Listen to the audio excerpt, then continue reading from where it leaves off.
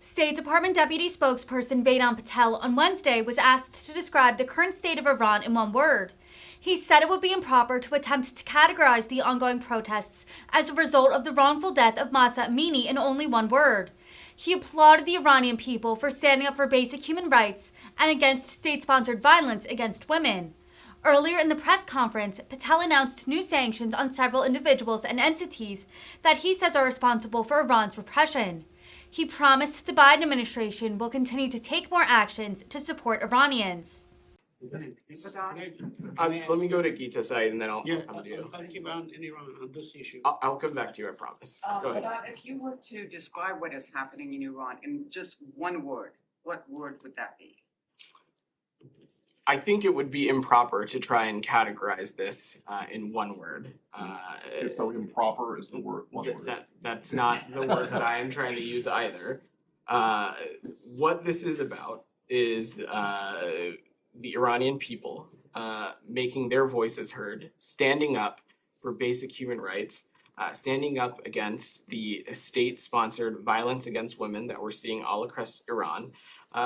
In the last 40 days alone, we have seen security authorities killing hundreds of peaceful protesters who were outraged by Mahsa Amini's death, including many other young women and girls. And their bravery continuing to lead these protests in the face of this crackdown is an inspiration to many across the world. And so what this administration is going to do is going to continue to collaborate with our allies and partners and continue to take steps to support the Iranian people and hold them accountable for these egregious human rights abuses and for their violent crackdown that we're seeing. What other way is there to support them besides sanctioning the forces that are suppressing them and giving them access to technology? We continue to have a number of items in our tool belt, and I would not minimize the sanctions and the actions that this administration has already taken.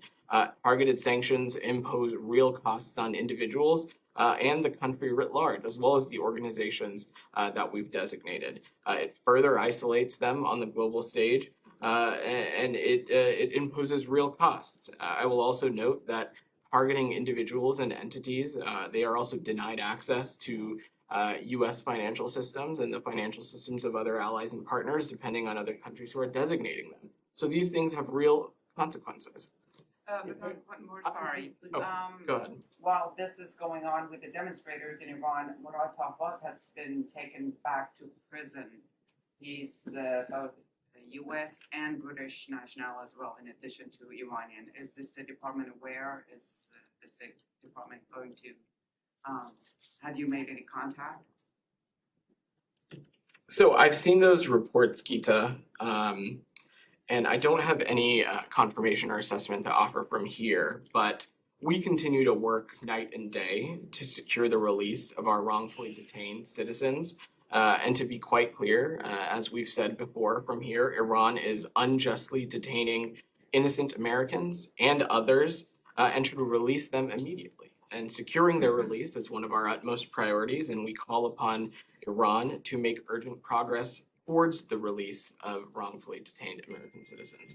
Thank you, Vedant. You mentioned hundreds killed. Do we have a figure, an accurate figure, and how do you collect these figures?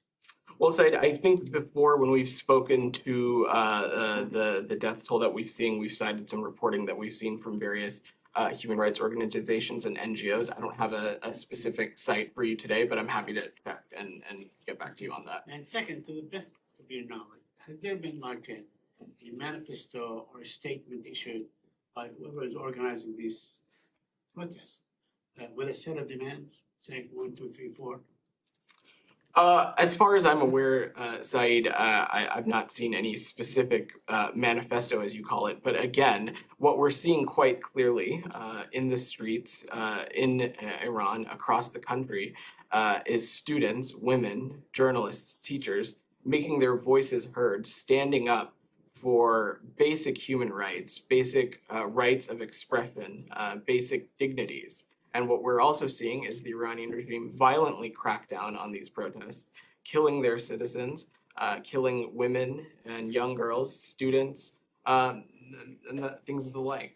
Yeah, I understand. I mean, I know in this case you're predicament. You want to help these protesters achieve their goals, but you don't have an address to send this whatever aid or whatever help you can provide to them.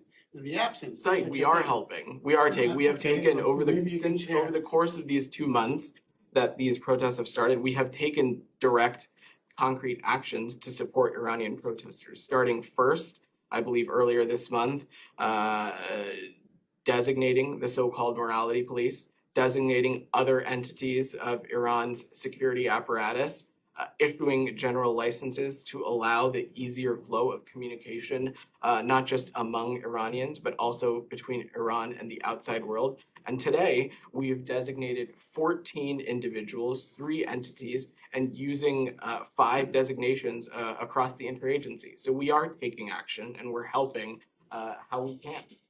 Do you have a comment on a terrorist attack today in Shiraz that killed 15 Iranians? I've not seen that specific report today, Saeed, but of course, any loss of life is heartbreaking, and we send our condolences, and we're continuing to see if there's any additional information.